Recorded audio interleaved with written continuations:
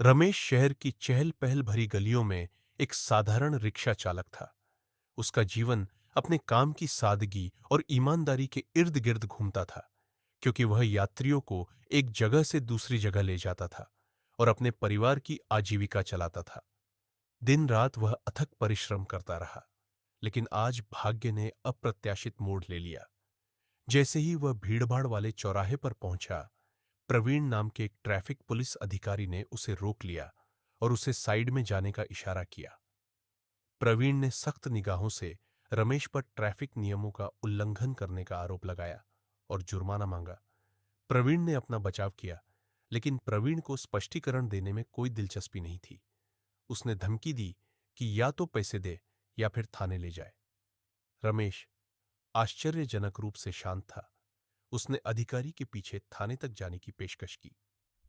प्रवीण उसकी शांति से चकित होकर रमेश को थाने ले आया। उन्हें शायद ही पता था कि यहीं पर रमेश की पत्नी समृद्धि हाल ही में डीएसपी बनी थी। समृद्धि को सफल बनाने के लिए रमेश ने अपनी पढ़ाई और सपनों का त्याग कर दिया था। पुलिस चौकी के अंदर रमेश को समृद्धि से पहचान और सहयोग की उम्मीद थी, लेकिन जब समृद्धि ने उसे देखा और मुंह फेर लिया, तो यह उसके साथ सबसे बड़ा विश्वासघात था।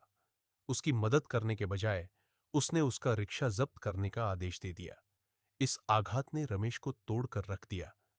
जिस पत्नी से वह बहुत प्यार करता था, जिसने वादा किया था कि एक बार वह अच्छी स्थिति में आ जाएगी, अब वह उसका साथ नहीं दे रही थी, क्योंकि उसे अपनी नई स्थिति का एहसास था। रमेश के जीवन भर के त्याग को देखने के बावजूद समृद्धि ने उसे खारिज कर दिया।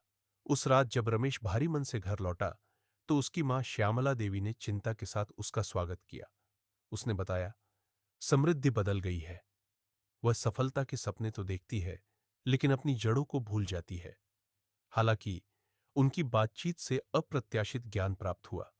उनके साधारण जीवन की भूली बिसरी गूंज के बीच जमीन का एक टुकड़ा था, उम्मीद की किरण, जिसे रमेश की मां ने खोजा था। यह अब एक प्रीमियम इलाके में स्थित था और इसकी कीमत लाखों में थी। रमेश ने जमीन बेच दी और इतना समृद्ध हो गया कि उसने एक नया बड़ा घर खरीद लिया। नई शुरुआत से उत्साहित होकर उसने अपनी भूली हुई महत्वाकांक्षाओं को पूरा करते हुए फिर से पढ़ाई शुरू कर दी। 2 साल के भीतर रमेश एसपी के पद पर चढ़ गया और अपनी गरीबी से अमीरी की कहानी से समुदाय को चौंका दिया। किस्मत ने ऐसा ही तय किया। रमेश ने तय किया कि उसकी पोस्टिंग समृद्धि के स्थान के साथ ही होगी। उसका उद्देश्य यह साबित करना था कि सच्ची गरिमा सच्चाई की गहराई में निहित जड़ों से पैदा होती है, न कि सतही ऊंचाइयों से। रमेश की सफलता और ईमानदारी को देखकर समृद्धि को अपने किए पर पछतावा होने लगा। उसकी हालत बिगड़ती चली गई और रमेश के स्वागत समारोह में वह सार्वजनिक रूप से बेहोश हो गई। अस्पताल में भर्ती समृद्धि को अपने पिछले निर्णयों पर विचार करने का समय मिला। सफलता की राह में रमेश की महत्वपूर्ण भूमिका और उसकी उपेक्षा को स्वीकार करते हुए उसके विचारों में कमजोरी और पश्चाताप घर कर गया। बदलाव के लिए दृढ़ संकल्पित समृद्धि ने श्यामला देवी से माफी मांगी और अपने परिवार से फिर से मिलने की इच्छा जताई। हालांकि पिछली हरकतों से दुखी श्यामला ने उनकी आंखों में ईमानदारी देखी। भावनात्मक मेल मिलाप के साथ समृद्धि घर लौटी और रमेश से विनम्र निवेदन किया कि वह उसे फिर से अपने जीवन में आने दे। शुरू में उदासीन रहे रमेश ने सच्चाई, सम्मान और प्रेम के सार को अपनाते हुए उसका स्वागत किया।